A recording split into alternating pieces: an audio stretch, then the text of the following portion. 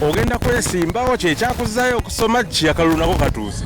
Sigenda kwesimba wantu wonna era sirina political position yonna gye nkola ki wabula naddayo okusoma okulaga abavubuka naffe mulabanga abatali serious twasoma. I'm encouraging the younger generation baddeyo basome omanyi bw'osoma obwongo bukyuka nentegeerayo ekola ki kati okyandaba mu ntalo n'abantu luli tewandabanga mu ntalo nafuna omukisa ogumiitinga Trump yabeera president wa America waliwo organization bagiyitanga Global Peace for Africa. I lost na missing omukisa ogwo kuba saasoma bw'oba tosomye losing a lot of opportunities. Bw'oba ne degree oba ne masters yo anytime you can change your life. Osoma degree osoma ki? Soma degree ate n'okwongera amagezi mu business zange gye nkola mu company yange njongeremu amagezi egende international. I'm aiming to be an international events promoter. Waliwo abagambye by the way nze I can serve in any position here in this country. Nsobola okusavinga mu kifo kikunayiza nnyo oluzungu kati nerabira nti njogera oluzungu ate ng'ongambye Luganda. Kati waliwo abagambye nti naye Bajo ono tugenda mufiirwa tutya byagenda okwogera engeri gy'asomye bigenda kuba tebikyagatta luli abadde teyasoma ng'ayogera nnyo ebitunyumira oba yasoma ayogera yegendereza. Ati kakati si kunfuna ali bagenda kunfunamu nnyo. I'm going to change your lives.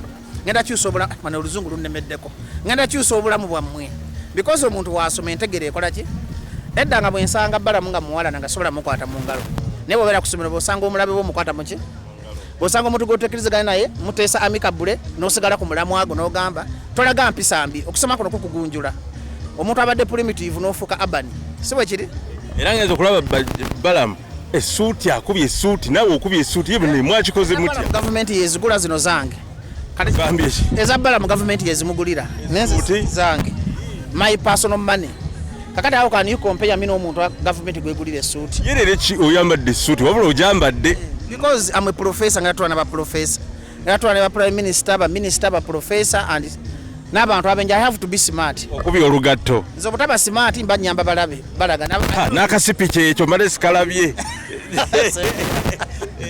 seguyo etayi kyekyo seguya obadde essuuti kyekyo yammekayo no sina jigolo bukadde 8 kitundu olimba naawe ate nimba ki towaka ne byaddala nze essuuti zange ziva Italy zo zita za mu kiyembe kwataddeko kwata ku taxi engatto ya $2 kitundu $2 kitundu engatto iyo gyetegereza naye naati ediba origi olinamu essaawa yo siina ate lwaki olina essaawa essaawa saagala nkozesa ya simu essimu kakati essaawa gaba smartness kati siri smart tugendera ku 10 ompa mmeka kasebe neno netegereze 10 nkuwaako ndowooza nga 7 kabuzeemu naye era tekabuzeemu nnyo kyekibuzeemu omulimu guli ku kithiimu ya wano tugenda kusoma competence tugenda kusoma byetusoma mu class tubirete nga tutya mu mbeera degree tugifuna kyekibayisizza Nabbanja ne Balamu gwe mwabayizi bawa fe abayizi Balamu ne Nabbanja bagize ku representinga government yaabwe nze ndi presentinga abayizi kweno kosi yaffe gyempya gye tukola ki gye tusoma tikoosi eno yesinga obulungi kuba eri practical osobola okuva n'ofuna woteri eyiyo n'okola tourist company eyiyo n'okola company y'ebivulu ebyo n'ofuuka CEO wa company yonna teno koosi akuteyo ku university yesinga okuba eyakabiri abantu baginyooma bagitwalanga MDD engeri gye banda banga nsoma balowooza nsoma music dance and drama. This is not MDD my friend. Here we do practicals, accounts, ICT, principles of management, business communication schools. My speech, I noted some few remarks here. Manya basoma tuwandiika. You don't just go there and brag. This is my speech. Aligning education with industry needs, job creation and economic growth. Point number 2. Empowering entrepreneurship and innovation. Enhancing services. But then meeting the demand for specialized skills, cultural development, a pathway of transformation conclusively. Because I'm a professor and friend. Professor ndi mukugu nnyo mu magezi amazaale. Kati wanaze kuba ate professor mu magezi amasome. Kati amagezi amazaale bugagata n'amasome mufuna product etamanyi.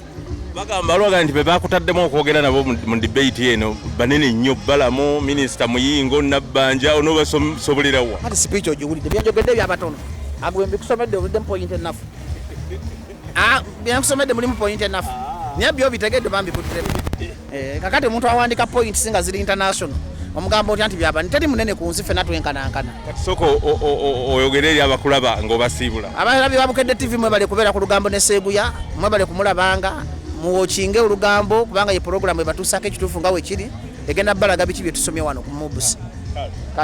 He vomited, and then since that time we became friends.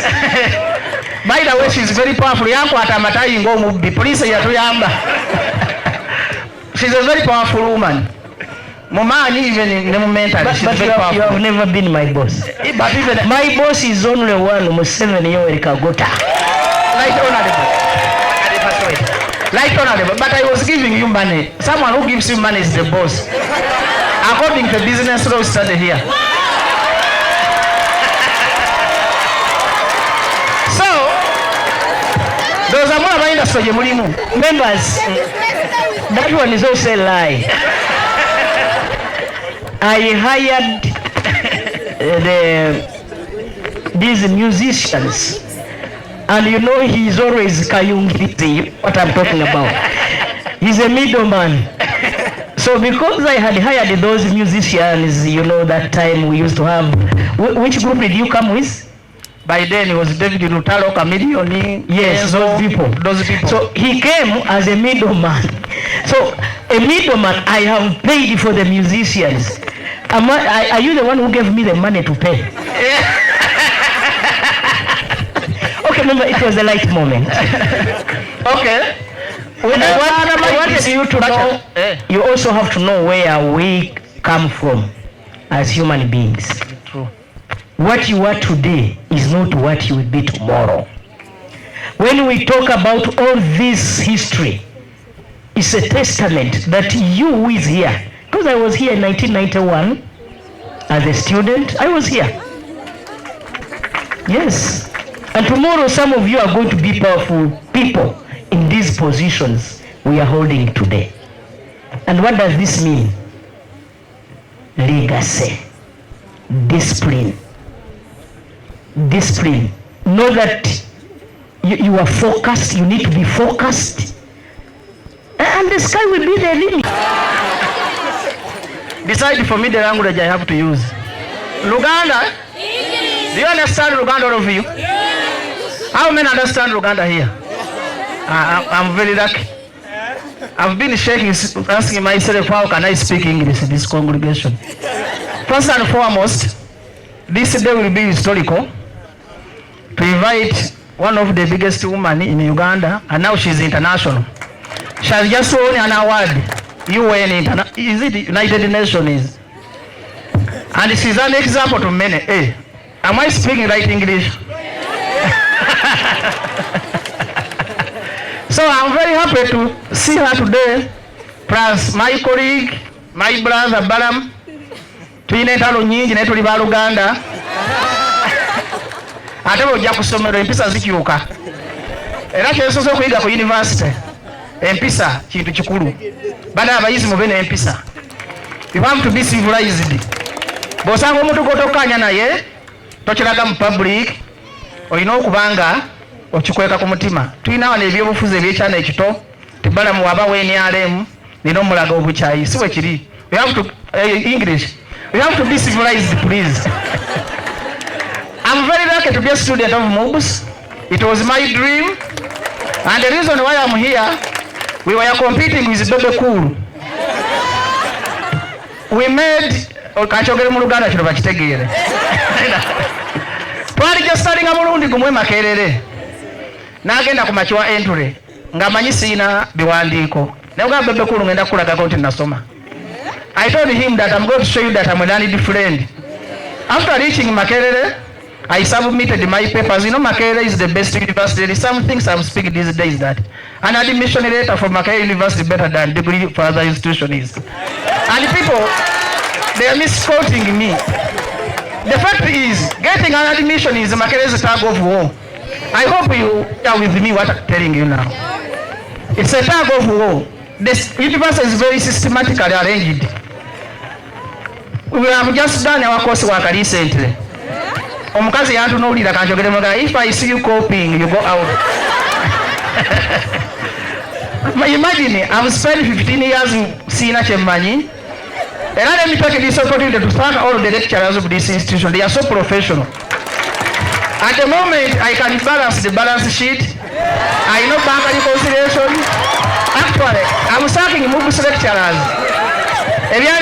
Because I got 9 in accounts. That's S4 and the A-level. Namanyi the accounts zero to bad. Mamanyi nyo kusinga ne Balamu. You can test me. Bamba mwakana. So, Makerere Mubs, especially Mubs, I rank out as the best organized university in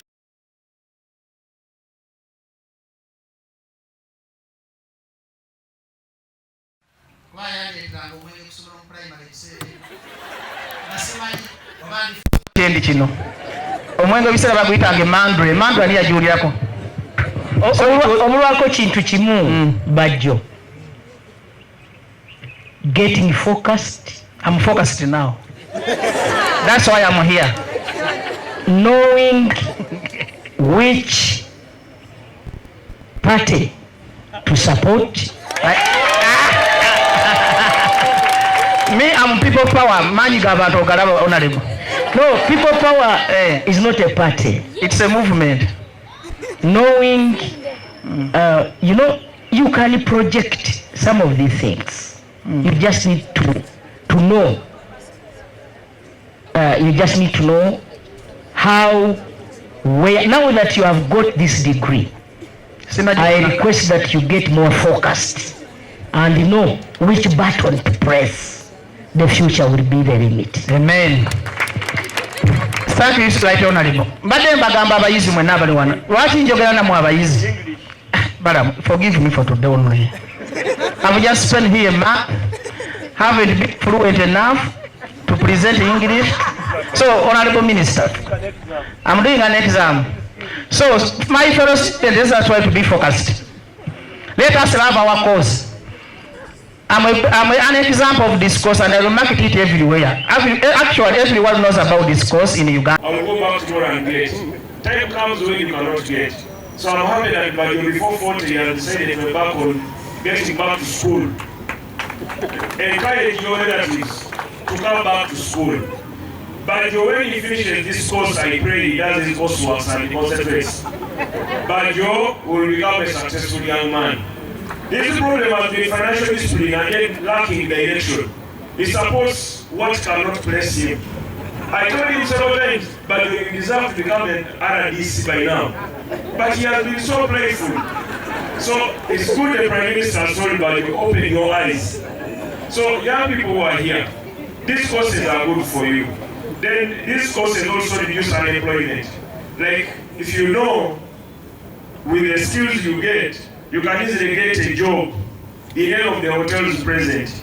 Even if you don't have hotel and your father lives in a house in the village and the people in the village functions and trainings, you may do a training at your father's home because you have the customer service and the customer care that you learned at Mubs. So let us take this as quite serious and then business and entrepreneurship. With this small course, you become a boss of your own. I got my first job at 44 in March. I made 45 in July. So at 44 is when the president appointed me a minister. But I've been employed, self-employed.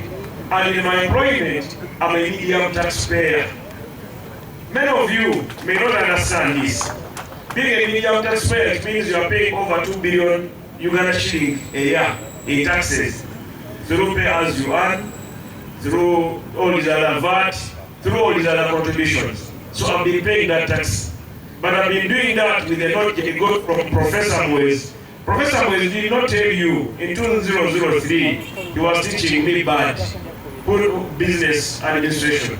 So he's my lecturer for business administration. There's another one called Nabbanja, I don't know where she is. She's in Netherlands. She taught me human resource. And then she also taught me communication skills. Make the Prime Minister feel she's the most important person in the world. She will give you what you want. So when I was sitting there, I was telling her, my Prime Minister, you have given school fees, but there are these ones who are rich, but they only want Sona. And they are about 800. He said, but what they fight for the 10,000 each of them if I give them 8 million? Will you fight? No, you say you will not fight. You tell Prime Minister you will not fight. You will not fight. So what you want to make is 10,000, not school fees. So that you can stop Shaka Zulu. Hey, we go. Now, your cause has challenges, as we know.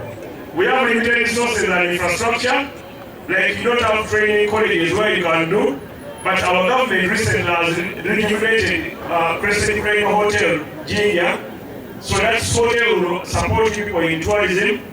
So utilize those resources. Then also you have resistance to change from traditional methods of education. Some of you when they tell you about another one is my friend is here. Ugandans should not be taken for granted. We need the best, isn't it? We already have the best. I have spent 4 years in that office. I'm telling you, every day I have visitors, including prime ministers. You see them on TV. They come here to beg Mark. Sometimes they are afraid to get opportunity to meet the big man. So I am always there to cover. Because they want to get experience. They know I read because I am near. Eh? And so members, we already have the best. I'm telling you, you are our young children. Uganda is the best tourism destination in the world. I'm telling you, Uganda is the best investment destination. It's not by mistake. Uganda is the most peaceful country in East Africa and Africa. Most peaceful. You cannot do anything without peace. Can you? We have been able to connect this country on tarmac from north, south, east, west. It's not by mistake. These are policies that are thought through by the head of state. And then for us, the Kigingi, Majegere, we implement.